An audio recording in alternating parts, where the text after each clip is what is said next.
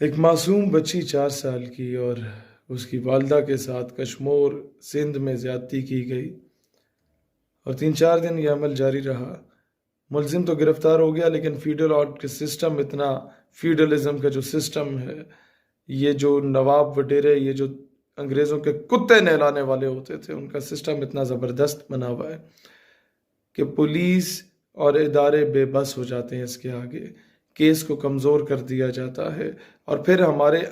Assembly के अंदर जो अंग्रेज़ों के कुत्ते नहलाने वाले बैठे हुए हैं, जिनके बाप दादा ने अंग्रेज़ों के बूट पॉलिश किए थे, ये वो उल्लू के पट्टे हैं जिन्होंने वो कानून पास ही नहीं होने दिया कि ये जो रेपिस्ट है इन्हें सरेआम फांसी दी जाए। उसी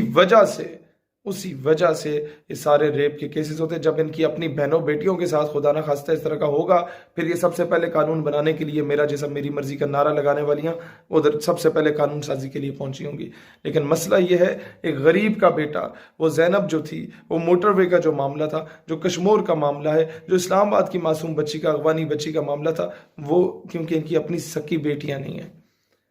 इसलिए इनको हया नहीं आती। 22 नवंबर